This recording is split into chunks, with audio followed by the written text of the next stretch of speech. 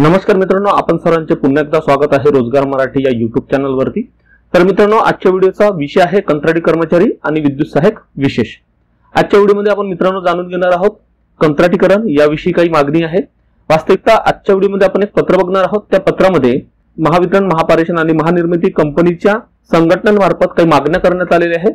त्या मागण्यांमध्ये कंत्राटी कर्मचाऱ्यांचा मुद्दा आणि विद्युत सहाय्यक यांचा मुद्दा घेण्यात आलेला आहे। तर तो मुद्दा कोणता आहे आणि त्यामध्ये कोणकोणत्या मागण्या करण्यात आलेल्या आहेत, त्यामागची पार्श्वभूमी काय आहे याविषयी आजच्या व्हिडिओमध्ये आपण जाणून घेणार आहोत। तर पहिला मुद्दा असणार आहे, आपण बघून घेणार आहोत कंत्राटीकरणाच्या बाबतीतला। दुसरा मुद्दा असणार आहे 43,000 कर्मचाऱ्यांना कायम करण्याबाबत। आपण सर्वांना माहिती असेल की महावितरण, महापारेषण, महानिर्मितीमध्ये 43,000च्या वरती कंत्राटी कर्मचारी आहे। त्या कंत्राटी कर्मचाऱ्यांना कायम करण्याबाबत मागणी करण्यात आलेली आहे। ती कशा पद्धतीची आहे ते सुद्धा आपण जाणून घेऊ। त्याचबरोबर आजच्या व्हिडिओमध्ये विद्युत सहाय्यक व इतर सहाय्यकांच्या कालावधीबाबत काय मागणी करण्यात आलेली आहे ते सुद्धा जाणून घेऊ। त्याचप्रमाणे पुढचा मुद्दा असणार आहे रिक्त पदे भरण्याचा कालबद्ध कार्यक्रम राखून लवकरात लवकर नवीन जाहिराती प्रसिद्ध करण्याबाबत मागणी करण्यात आलेली आहे। हे सुद्धा आजच्या व्हिडिओमध्ये बघू। त्याचप्रमाणे इतरही महत्त्वाच्या मागण्या कोणकोणत्या आहेत याविषयी आपण आजच्या व्हिडिओमध्ये जाणून घेण्याचा प्रयत्न करू। मित्रांनो, तुम्हाला आपल्या चॅनलवरती कंत्राटी कर्मचारी, विद्युत सहाय्यक आणि इतरही पदे याविषयीची महत्त्वाची माहिती, विशेषतः कंत्राटी कर्मचाऱ्यांच्या बाबतीत महाराष्ट्र शासनामार्फत, भारत सरकारमार्फत आणि इतरही डिपार्टमेंट मार्फत जे काही वेळोवेळी परिपत्रके प्रसिद्ध करण्यात येतात, वेळोवेळी ज्या काही बातम्या येतात त्याविषयीची माहिती सविस्तरपणे आम्ही देण्याचा प्रयत्न करत असतो। त्याविषयीचे बरेचसे व्हिडिओ तुम्हाला आपल्या चॅनलवरती मिळून जातील। त्या व्हिडिओला सुद्धा तुम्ही भेट देऊ शकता। तुमचे जे काही प्रश्न असतात त्या प्रश्नाचे उत्तर देण्याचं काम आम्ही या ठिकाणी करत असतो। त्यामुळे आपण सर्वांना विनंती आहे की अद्यापपर्यंत तुम्ही आमच्या चॅनलला जर सबस्क्राईब केलं नसेल तर नक्कीच तुम्ही आमच्या चॅनलला सबस्क्राईब करा। व्हिडिओ जर आवडत असेल तर व्हिडिओला तुम्ही लाईक करा, मित्रांबरोबर शेअर करा, चॅनलला सबस्क्राईब करा आणि व्हिडिओच्या खाली असलेला बेल आयकॉनला सुद्धा तुम्ही क्लिक करा, जेणेकरून आम्ही प्रसिद्ध केलेली माहिती तुमच्यापर्यंत योग्य वेळेमध्ये पोहोचू शकेल। चला तर मित्रांनो, आता आपण माहितीकडे वळूया।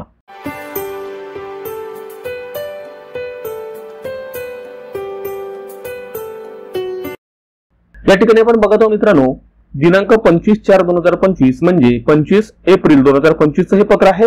पत्र कोणी दिलेलं आहे? महाराष्ट्र राज्य विद्युत कर्मचारी अभियंते अधिकारी कृती समिती।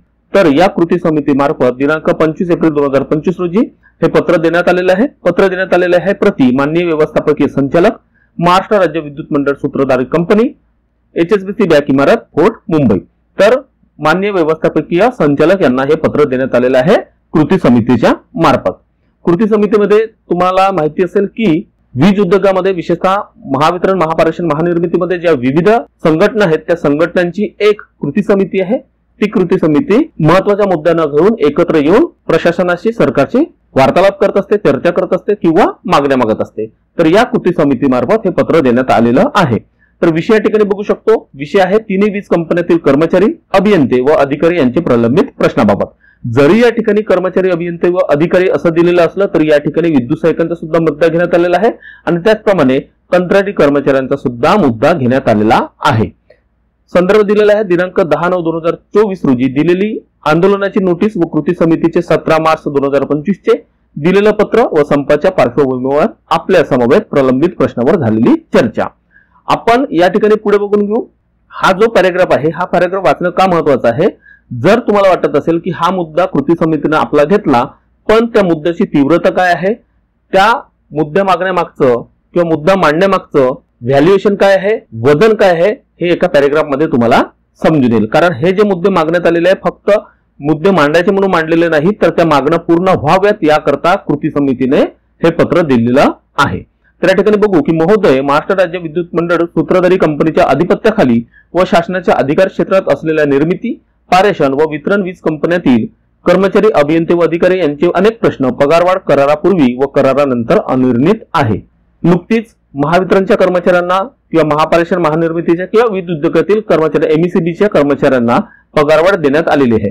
त्या पगारवाढीचा करारापूर्वी आणि त्याचबरोबर करारानंतर सुद्धा काही प्रश्नांकरता काही मागण्या करण्यात आलेल्या होत्या। तर त्या मागण्यांविषयीचे प्रश्न अजूनही अनिर्णित आहेत। या प्रश्नांवर आपणा समवेत विस्तृत चर्चा झाली होती, मात्र व्यवस्थापनातर्फे त्यावर जाणीवपूर्वक दुर्लक्ष करण्यात आले असून चर्चा न करता काही विषयाबाबत एकतर्फी निर्णय घेणे सुरू आहे। व्यवस्थापनाने संघटनांच्या प्रश्नांच्या दुर्लक्ष करण्याचे धोरण अंगीकारले असल्याचे आमचे मत असून आंदोलनाची नोटीस दिल्याशिवाय चर्चाच होत नाही ही वास्तविकता आहे। कृती समितीतील संघटनांनी या व्यवहाराची गंभीर नोंद घेतली असून या प्रश्नांच्या सोडवणुकीकरता तीव्र आंदोलनाचा निर्णय घेतला आहे. म्हणजे मित्रांनो, आता जे काही आपण मुद्दे वाचणार आहोत, जसं आपण बघितलं विद्युत सहाय्यक किंवा कंत्राटी कर्मचारी आणि इतरही प्रश्न, हे प्रश्न जर सोडले नाही तर लवकरात लवकर तीव्र आंदोलन आम्ही पुकारू असं कृती समितीनं प्रशासनाला या पत्राच्या मार्फत कळवलेलं आहे. तर या ठिकाणी प्रश्न कोणकोणते आहेत ते बघून घेऊ. कृती समितीतील महत्वपूर्ण प्रश्न कोणते ते खालील प्रमाणे. तर या ठिकाणी जसे आपण सुरुवातीला मुद्दे बघितले ते मुद्दे पुढच्या पॉइंट मध्ये येणार आहेत. आपण सरसकट सर्व मुद्दे वाचण्याचा प्रयत्न करू आणि समजून घेण्याचा प्रयत्न करू, जेणेकरून आपण सर्वांना सुद्धा परिस्थितीची जाण व्हावी. काय सध्या परिस्थिती चालू आहे, कोणकोणते प्रश्न मागण्यात आलेले आहे, यामध्ये आपण कायम कर्मचाऱ्यांच्या प्रश्नाविषयी चर्चा करणार नाही. फक्त काही महत्त्वाचे मुद्दे आपण घेणार आहोत जे की तुम्हाला माहिती असणे आवश्यक आहे. पहिला मुद्दा आहे की तिन्ही वीज कंपन्यातील विविध मार्गाद्वारे वाढत असलेले कंत्राटीकरण व खाजगीकरण याला आमचा तीव्र विरोध असून शासन व व्यवस्थापनाचे हे धोरण आम्हाला मान्य नाही, असं या ठिकाणी कृती समितीनं म्हटलेलं आहे. आपण सर्वांना माहितीच असेल की शासनामध्ये विविध कारणे दाखवून किंवा विविध प्रक्रिया राबवून कंत्राटीकरण किंवा खाजगीकरण केल्या जात आहे. या सर्व कंत्राटीकरणाला विशेषतः तिन्ही वीज कंपन्यातील म्हणजे महावितरण, महापारेषण, महानिर्मितीमधील जे खाजगीकरण करण्याचा घाट रचलेला आहे किंवा कंत्राटीकरण करण्याचे जे काही नियोजन आहे त्या नियोजनाला कृती समितीचा तीव्र विरोध आहे असं या ठिकाणी दिलेला आहे. पुढचा मुद्दा आहे महावितरण कंपनीने 329 उपकेंद्र खाजगी ठेकेदारांना चालवण्यास देण्याकरता काढलेली निविदा रद्द करून खात्यामार्फत संचालन करण्याबाबत. गेली 60 वर्षात जे घडले नाही ते या मार्गाने होत असलेले कंत्राटीकरण व खाजगीकरण आम्हाला मान्य नाही व त्याकरता कृती समितीतील संघटनाची तीव्र आंदोलनाच्या शेवटच्या टप्प्यापर्यंत जाण्याची तयारी आहे. म्हणजे 329 जे काय उपकेंद्र आहेत ते उपकेंद्रे महावितरण कंपनीचे आहेत, पण ते खाजगी ठेकेदारांना म्हणजे प्रायव्हेट कॉन्ट्रॅक्टरला चालवण्याकरता देण्याकरता एक निविदा म्हणजे टेंडर काढण्यात आलेला आहे, त्याला सुद्धा कृती समितीचा विरोध आहे असं या ठिकाणी दिलेलं आहे. त्यानंतर आपण बघू नवीन भरतीविषयी काय म्हटलं आहे. मुद्दा क्रमांक आहे 3. तिन्ही वीज कंपनीतील सर्व रिक्त पदे भरण्याचा कालबद्ध कार्यक्रम जाहीर करावा. रिक्त पदे भरताना वर्ग 1 ते 4 मधील मागासवर्गीय अनुशेष भरून काढावा. म्हणजे आपण सर्वांना माहितच असेल की तिन्ही वीज कंपन्यांमध्ये विविध पदे, विविध कॅडरचे पदे हे रिक्त आहेत. तर ही पदे भरण्याकरता कालबद्ध कार्यक्रम जाहीर करावा असे या ठिकाणी मागणी करण्यात आलेली आहे.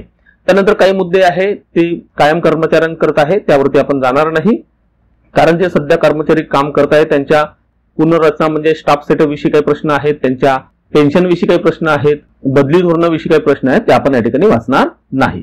पुढे आपण बघून घेऊ जो महत्वाचा मुद्दा आहे. मुद्दा क्रमांक आहे 10. त्याच्या अगोदरचा जो मुद्दा आहे तो मुद्दा मित्रांनो पेन्शन मंजूर करण्याबाबतचा, तो आपण या ठिकाणी घेणार नाही. पण कंत्राटी कर्मचाऱ्यांविषयीचा जो मुद्दा आहे मुद्दा क्रमांक 10 दिलेला आहे. सोबतच तिन्ही वीज कंपन्यातील 43,000 कंत्राटी कामगारांना कायम कामगाराची योग्य वेतन श्रेणी व दर्जा देण्याचा निर्णय घ्यावा. हा एकच वाक्य मित्रांनो, हे एकच वाक्य हे तुम्ही समजून घ्या. काय दिलेलं आहे की तिन्ही वीज कंपन्यातील 43,000 कंत्राटी कामगारांना म्हणजे तिन्ही वीज कंपन्यांमध्ये 43,000 पेक्षा जास्त कंत्राटी कामगार काम करत आहेत. तर या कामगारांना कायम कामगाराची योग्य वेतन श्रेणी, कायम कामगाराची म्हणजे काय, जे काही परमनंट वर्कर आहेत, कायम कर्मचारी आहेत, त्यांना वेतन श्रेणी ही एक चांगल्या लेवलची, चांगल्या पद्धतीची आहे. पण कंत्राटी कर्मचाऱ्यांना आपण सर्वांना माहितीच असेल जो पगार आहे 13,000 14,000 पासून वाढून आता 21,000 कागदावरती आहे, पण हातामध्ये तो 17-18,000 वगैरे कर्मचाऱ्यांना मिळतो. काही काही ठिकाणी जो काही फरक मिळायचा तो सुद्धा फरक अद्यापपर्यंत कर्मचाऱ्यांना मिळालेला नाही. म्हणजे पगारवाढ ज्यावेळी झाली महावितरण, महापारेषण, महानिर्मितीच्या कर्मचाऱ्यांची, तेव्हापासून कंत्राटी कर्मचाऱ्यांना सुद्धा पगारवाढ लागू झालेली आहे असं माननीय देवेंद्र फडणवीस मार्फत सांगण्यात आलं होतं. पण काही कर्मचाऱ्यांना म्हणजे कंत्राटी कर्मचाऱ्यांना अद्यापपर्यंत सुद्धा खाजगी कॉन्ट्रॅक्टर कडून त्यांचा फरक सुद्धा मिळालेला नाही. तर या ठिकाणी मागणी काय आहे, जे काही 43,000च्या वरती जे काही कर्मचारी आहेत त्या कर्मचाऱ्यांना कायम कामगारांप्रमाणे योग्य ती वेतन श्रेणी आणि दर्जा देण्याचा निर्णय घेण्यात यावा अशी या ठिकाणी मागणी करण्यात आलेली आहे. पुढे दिलेले आहे या संबंधात 43,000 कंत्राटी कर्मचाऱ्यांना एका टप्प्यात कायम करण्याबाबतच्या अडचणी लक्षात घेऊन म्हणजे एकूण 43,000 जे काही कंत्राटी कर्मचारी आहेत त्या सर्वांना एकाच टप्प्यामध्ये एकदाच कायम करण्याबाबत अडचणी येऊ शकतात असे संघटनांना माहिती आहे, त्यांनी मान्य केलं. तर हा एका टप्प्यात कायम करण्याबाबतच्या अडचणी लक्षात घेऊन संघटनांनी योग्य वेतन श्रेणीत त्यांना सामावून घेण्यासंबंधात विस्तृत प्रस्ताव सादर केलेला आहे. म्हणजे संघटनाने कंत्राटी कर्मचाऱ्यांबाबत ही तयारी ऑलरेडी करून ठेवलेली आहे की एका टप्प्यात जरी कंत्राटी कर्मचाऱ्यांना कायम करता येत नसेल तर टप्प्याटप्प्याने त्यांना घेण्याबाबत किंवा त्यांना योग्य वेतन श्रेणीमध्ये त्यांना सामावून घेण्याबाबत विस्तृत असा प्रस्ताव सादर केलेला आहे. त्यावर अंमलबजावणी व्हावी अशी या कृती समितीची मागणी आहे। या कामगारांनी 10, 15, 20 वर्षे वीज उद्योगाला आपले कार्य किंवा आयुष्य दिले आहे, म्हणून त्यांना हा न्याय मिळाला पाहिजे, हा कृती समितीचा आग्रह आहे। तर जर तुम्ही हा व्हिडिओ बघत असाल आणि तुम्ही कंत्राटी कर्मचारी असाल तर नक्कीच तुम्हाला हा मुद्दा माहिती पाहिजे की तुमच्याकरता विविध ज्या काही संघटना आहेत ती एकाच छताखाली येऊन किंवा एका नावाखाली, एका बॅनर खाली म्हणजे कृती समितीच्या नावाखाली येऊन कंत्राटी कर्मचाऱ्यांना कायम करण्याबाबत किंवा त्यांचा वेतन श्रेणी सुधारण्याबाबत किंवा त्यांना सामावून घेण्याबाबत अशा पद्धतीने प्रयत्नशील आहे। तर मित्रांनो, हा होता कंत्राटी कर्मचाऱ्यांविषयीचा मुद्दा। पुढे आपण एक सुरक्षा रक्षकांविषयी सुद्धा आपण बघून घेऊ मित्रांनो। या ठिकाणी दिलेले आहे की मराठवाड्यातील व महाराष्ट्रातील उपकेंद्रामध्ये सुरक्षा रक्षकांची नेमणूक करावी। पुढे दिलेले आहे विजेचे वितरण व वीज ग्राहकांशी उपकेंद्राचे महत्व व संवेदनशील संबंध यांचे महत्व व्यवस्थापनाला विशद करण्याची गरज नाही। उपकेंद्राची सुरक्षा महत्वाचा विषय असल्याने ज्या उपकेंद्रात सुरक्षा रक्षकांची कमी संख्या आहे तिथे ते पुरवण्यात यावे असे निर्देश मुख्य कार्यालयाने द्यावे ही विनंती करण्यात आलेली आहे। म्हणजे सुरक्षा रक्षकांसाठी सुद्धा हा एक महत्वाचा मुद्दा आहे। पुढे दिलेला आहे विद्युत सहायकाविषयी किंवा इतर सहायकाविषयी आपण जाणून घेऊ। मुद्दा क्रमांक आहे 12। हे पत्र मित्रांनो तुम्हाला वाटल्यास डिस्क्रिप्शन बॉक्स मध्ये आम्ही उपलब्ध करून देऊ, त्या ठिकाणी जाऊन तुम्ही हे पत्र वाचून घेऊ शकता। मुद्दा क्रमांक 12 आहे विद्युत व इतर सहायकांच्या कालावधीबाबत। विद्युत सहायक यांना नियुक्त करताना 3 वर्षापर्यंत त्यांना मानधनावर कंत्राट पदावर पदस्थापना देणे अमानवीय आहे। आपण सर्वांना माहिती असेल की विद्युत सहायक ही जी काही पदे आहे आतापर्यंत फक्त महावितरण मध्ये होती। सर्वप्रथमच फक्त महापारेषण मध्ये सुद्धा विद्युत सहायक नावाच्या पदाची परीक्षा झालेली आहे। त्याचा निकालाबाबत आपण पुढच्या व्हिडिओमध्ये बघून घेऊ। तो जो निकाल आहे तो याच महिन्याच्या शेवटी किंवा पुढच्या महिन्याच्या पहिल्या आठवड्यामध्ये लागू शकतो अशी ग्वाही प्रशासनाने दिलेली आहे। तो कोणत्या मेसेजमध्ये किंवा कोणत्या पत्रामध्ये किंवा कोणत्या बैठकीमध्ये निर्णय झाला ते सुद्धा पुढच्या व्हिडिओत आपण बघू। तर तुम्हा सर्वांना माहिती असेल की विद्युत सहायक जे काही पद आहे ते 3 वर्षाकरता मानधन तत्वावरती असतं। तर असं मानधन तत्वावरती किंवा कंत्राट पदावरती पदस्थापना देणे हे अमानवीय आहे असे कृती समितीचे म्हणणं आहे। कंपनीच्या कामाचा अनुभव व्हावा या उद्देश न्यायोचित आहे, मात्र 3 वर्षापर्यंत अनुभव घ्यावा ही न पटणारी बाब आहे।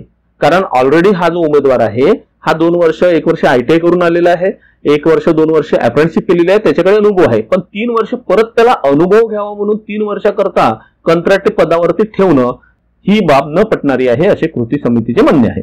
हा सहायक प्रथम 2 वर्ष ITI मध्ये शिक्षण व अनुभव घेतो व त्यानंतर 3 वर्ष म्हणजे एकूण 5 वर्ष त्याचे होणारे शोषण ही न पटणारी बाब आहे। जर हा उमेदवार अप्रेंटिसशिप झालेला असेल तर त्याला आपण 2 वर्ष ITI चे म्हणू, 1 किंवा 2 वर्ष अप्रेंटिसशिपचे म्हणू आणि 3 वर्ष परत सहायक या पदावरती असे 5 ते 6 वर्षाचे वरती जातात।